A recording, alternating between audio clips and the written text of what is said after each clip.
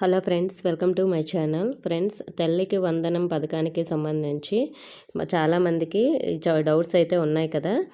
అంటే ప్రైవేట్ స్కూల్కి వస్తుందా లేదా, అలాగే ఈ 15,000 పొందాలంటే మనకి ఏమేమి అర్హతలు ఉండాలి, ల్యాండ్ ఎంత ఉండాలి, ఇన్కమ్ ఎంత ఉండాలి, అలాగే మనకి ఏమేమి ఇంపార్టెంట్ డాక్యుమెంట్స్ ఉండాలి, అలాగే ఎంతమందికి ఇంట్లో వస్తుంది, ఇలాంటి డీటెయిల్స్ అన్నీ కూడా ఈ వీడియోలో తెలుసుకుందాం. వీడియోని అయితే అక్కడే స్కిప్ చేయకుండా వినండి.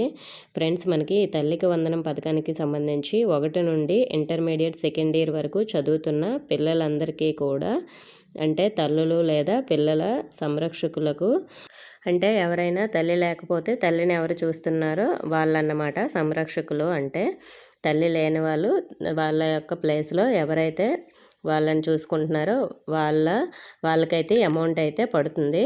మరి కులము, మతము, ప్రాంతాలతో సంబంధం లేకుండా పిల్లలను రెసిడెన్షియల్ పాఠశాలలు లేదా కాలేజీలు లేదా గుర్తింపు పొందిన ప్రభుత్వ మరియు ప్రైవేట్ పాఠశాలలు లేదా జూనియర్ కాలేజీలలో చదివించడానికి వీలుగా ఈ ఆర్థిక సహాయం అయితే మనకి అందించడం జరుగుతుంది. దీనికి మొత్తం కుటుంబ ఆదాయము గ్రామీణ ప్రాంతాల్లో అయితే నెలకు 10,000 లోపు ఉండాలి. పట్టణ ప్రాంతాల్లో అయితే నెలకు 12,000 లోపు అయితే ఉండాలి. మొత్తం కుటుంబానికి గల ఎంత భూమి ఉండాలంటే 3 ఎకరాల కంటే తక్కువ మాగాణి లేదా 10 ఎకరాల కంటే తక్కువ మెట్ట లేదా రెండూ కలిపి గరిష్టంగా 10 ఎకరాల లోపు ఉన్న కుటుంబంలోని వారు మాత్రమే ఈ పథకానికి అర్హులవుతారు.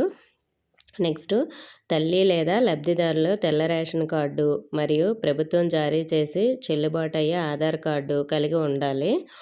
మనకి ప్రభుత్వ ఉద్యోగి లేదా పెన్షన్దారులు ఉంటే ఎలిజిబుల్ అవుతారంట. అంటే కుటుంబంలోని ఏ వ్యక్తి అయినా గవర్నమెంట్ జాబ్ చేసినా లేదంటే పెన్షను, అంటే గవర్నమెంట్ నుంచి పెన్షన్ పొందుతున్నా, అంటే ఇప్పుడు మనకు వచ్చే ఎన్టీఆర్ పెన్షన్ భరోసాకి సంబంధించి పెన్షన్ కాదండి, ఇంకా రిటైర్ అయిపోయిన వాళ్ళకి గవర్నమెంట్ పెన్షన్ వస్తుంది కదా, ఆ పెన్షన్ వచ్చిన వాళ్ళకి ఎలిజిబుల్ అవుతారనమాట ఆ పిల్లలు.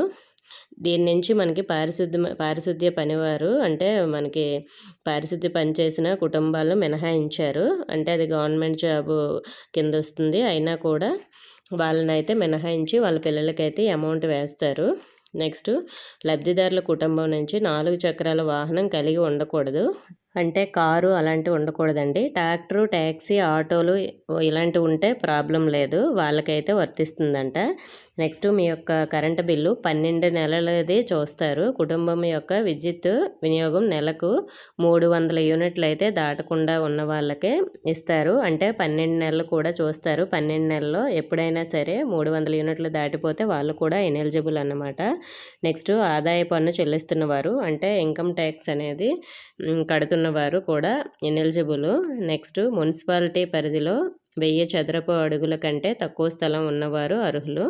పట్టణ ప్రాంతాలకు మాత్రమే ఇది వర్తిస్తుందంట. నెక్స్ట్, పుట్టిన తేదీ ధృవీకరణ, ఆధార్ కార్డు లేదా దానికి సంబంధించిన ఏదైనా ధృవీకరణ పత్రాన్ని అయితే తీసుకుంటారు. నెక్స్ట్, తల్లి లేదా గార్డియన్ యొక్క బ్యాంక్ ఖాతాకి ఆధార్ అనేది లింక్ అయి ఉండాలి. అంటే ఎన్పిసి అనేది యాక్టివ్లో ఉండాలండి. తల్లి లేకపోతే గార్డియన్కి బ్యాంక్ అకౌంట్కి ఎన్పిసి యాక్టివ్లో ఉంటేనే మనీ పడుతుంది. మదర్ ఉంటే మదర్ అకౌంట్ బ్యాంక్ అకౌంట్కి ఎన్పిసి అనేది యాక్టివ్లో ఉండాలి. నెక్స్ట్, విద్యార్థులు 75% హాజరు ఉండేలా చూసుకోవాలి. ఒకవేళ హాజరు లేకపోతే ఈ స్కీమ్ అనేది మనకి వర్తించదు.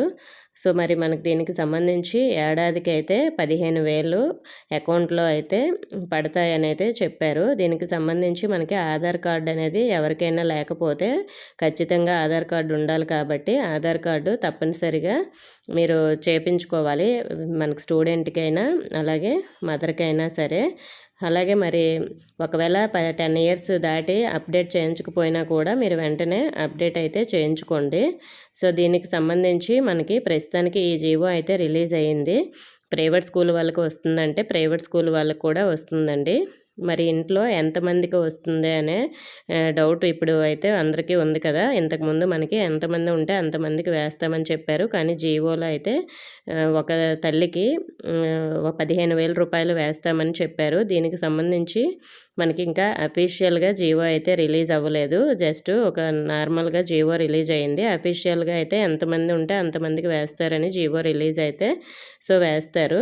నాకు తెలిసినంత వరకు ఇంతకుముందు మనకి మేనిఫెస్టోలో ఎంతమంది ఉంటే అంతమందికి వేస్తామని చెప్పారు కాబట్టి, మనకి ఎంతమంది పిల్లలుంటే అంతమందికి కూడా వేస్తారండి. దీనికి సంబంధించి ఇంకా సచివాలయంకి అఫీషియల్ జీవో రిలీజ్ అయిన వెంటనే ఎప్పుడు ఈ స్కీమ్‌కి సంబంధించి అమౌంట్ పడుతుంది, దీనికి మనం ఎలా అప్లై చేసుకోవాలి, దీనికి ఏమైనా ఈకేవైసీ లాంటివి చేయించాలా, ఇలాంటి డీటెయిల్స్ అన్నీ కూడా సచివాలయంకి వస్తాయండి. వచ్చిన వెంటనే నెక్స్ట్ వీడియోలో అన్నీ కూడా మీకు చెప్పడం జరుగుతుంది. ఓకే ఫ్రెండ్స్, దీనికి సంబంధించి ఇంకా మీకు ఎలాంటి డౌట్ ఉన్నా కామెంట్ అయితే చేయండి. ఇన్ఫర్మేషన్ నచ్చితే వీడియోని తప్పకుండా లైక్ చేసి మీ ఫ్రెండ్స్‌కి కూడా షేర్ చేయండి. మన ఛానల్‌ని సబ్స్క్రైబ్ చేసుకోండి. Thank you for watching.